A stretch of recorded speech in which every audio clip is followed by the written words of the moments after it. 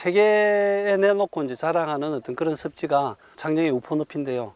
그 우포늪에서 가장 이제 아름답고 대중적으로 알려진 그런 탐방로, 그 길을 걸은 다음에 그 창녕이 이제 품고 있는 습지 문화, 또 그 뒤에 왜 하시초가라고 이제 갈대로 지붕을 이은 집이 그 바로 뒤에 왜 있는지도 같이 살펴보면서 습지와 인간 역사, 문화의 관계에 대해서도 좀 생각해 보는 그런 시간이 될 것 같습니다.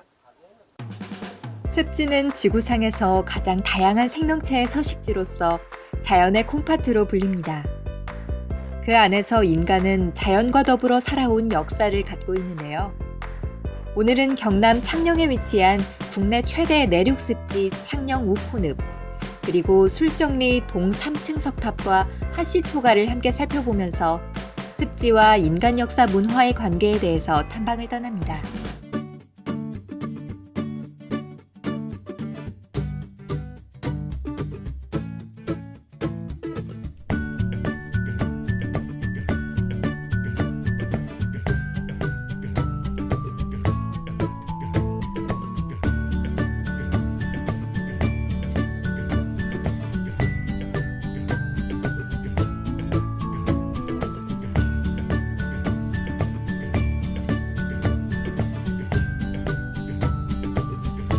습지라는 것은 땅하고 물하고 같이 있으면서 그게 뒤섞이니까 이제 생명이 싹트게 되고 이제 죽음도 거기서 이루어지고 그 죽음을 바탕 삼아서 다시 생명이 싹트고 이러는 데인데, 이 습지가 자연 상태로 보자면 형성되는 논리가 이래요. 물줄기는 산에서 시작이 되고, 그 산에서 시작된 물줄기가 형성이 돼 가지고 계곡을 타고 골짜기를 타고 내려오다가 갑자기 넓은 개활지를 만나게 되고 평지를 만나게 되는데, 그렇게 되면 이제 빠르게 내려오던 것들이 속도가 느려지면서 힘이 약해지니까 그 자리에 뭐 자갈이라든지 모래라든지 흙이라든지 이런 것들을 이제 더 내려놓게 되면서 그 일대에 물이 흥건하게 고이게 되는데, 그렇다 하더라도 만약에 바깥쪽에 막아주는 게 없다면은 이 물들이 언젠가는 다 빠져나갈 텐데, 바깥쪽에 막아주는 역할을 하는 것이 뭐냐? 이제 본류 낙동강 쪽에서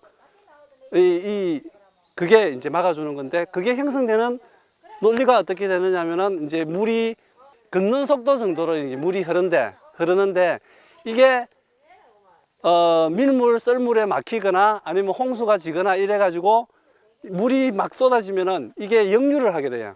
역류를 하게 되면서 이 에너지도 엄청난데 하게 되면서 이게 그 고운 모래라든지 흙 같은 것들이 두둑하게 그 강 언덕에 다시 쌓이게 되는 거죠. 이게 쭉 둘러치면서 이 우포늪을 안고 흐르는 토평천의 흐름이 거기에 막히니까 이렇게 개활지 자체가 넓게 이제 습지가 형성되는, 이런 식으로 해서 이제 습지가 만들어지게 됩니다. 이 뭐 자연을 보호해야 된다 이런 생각으로 그 우리가 보호해야 될 만큼 자연은 허약하지 않습니다. 그러니까 좀 뭐 이렇게 기대고 이래 치대도 돼요. 그리고 나무는 결국 죽거든요. 근데 죽고 나면은 이 나무가 다시 새나 벌레나 이런 것들이 깃들어 삽니다. 그래서 이런 것들을 이 동네에서 이제 그 오랫동안 습지 보존 활동을 해오신 분들은 이런 그 버드나무, 이거는 왕버들인데, 저쪽 이태리 포플러 같은 경우 그런 거는 이제 그 새들, 곤충들의 22층 아파트다 그렇게 이야기를 해요. 그 다 죽고 나도 이제 그런 식으로 역할을 합니다, 자기가. 이 못난 인간이 보호해야 될 정도로 그렇게 허약한 존재가 아닙니다. 그러니까 적당하게 막 치대고 같이 어울리고, 이게 사실은 진짜 습지를 가장 습지답게 만들고 습지를 우리하고 친하게 만드는 이제 지름길이다, 이런 말씀을 저는 드리고 싶어요.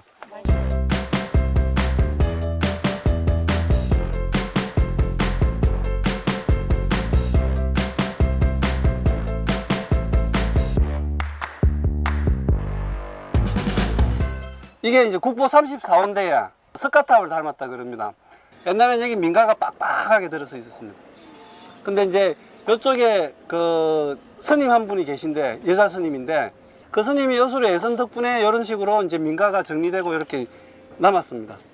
그 여기는 그러니까 요 정도만 이제 요 울타리 쳐 있는 정도만 이제 옛날에 있었고 나머지는 다 민가였다, 이렇게 보시면 될 것 같아요. 그 여기 보면은 1층, 2층, 3층, 4층, 5층이라요. 근데 이제 2층 기단 위에 3층 석탑 이렇게 이야기를 하는데, 기단하고 층하고는 어떻게 차이가 나느냐면은 요거는 끝이 마무리가 평평하게 돼 있어요. 근데 저 위에 두 개, 세 개는 그 진짜 지붕처럼 추녀처럼 날렵하게 돼 있지.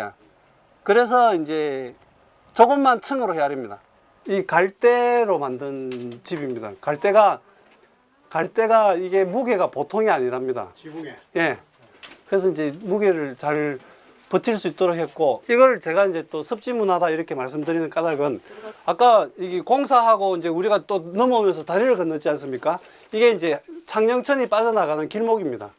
그 이 일대가 지금은 아니지만은 옛날에는 그 갈대가 무성했을 수 있지. 그걸 이제 배수했는데, 갈대로 그 지붕을 올리면은 뭐가 좋으냐면은 볏짚으로 할 때보다, 볏짚은 해마다 갈아야 되지만, 예, 이건 5년 정도 그대로 간답니다. 그래가지고 오히려 경제적이라 그러고, 이 추녀가 쭉 빠져나와 있어요. 왜냐? 여름에 그늘이 많이 지라고. 그리고 이제 빠져나와 있어봤자 겨울에는 이제 해가 기울어져 뜨니까 안으로까지 이제 빛이 들어오지 않습니까? 그러니까 여름에는 막아주고 겨울에는 쉽게 들어올 수 있도록 이제 그렇게 해서 쭉 뽑았다 그럽니다. 그래서 오늘 이제 여러분 선생님들하고 같이 모시고 이제 이렇게 다니는 것도 이제 뭐 교실에서 이제 이렇게 강의실에서 이야기하면서 뭐 더 충분히 할 수 있지만, 이렇게 나와가지고 한번 밟아보고 만져보는 건 또 남다른 게 있기 때문에 그런 면에서는 좀 이렇게 고마운 일인 것 같습니다. 예, 이상으로 마치겠습니다.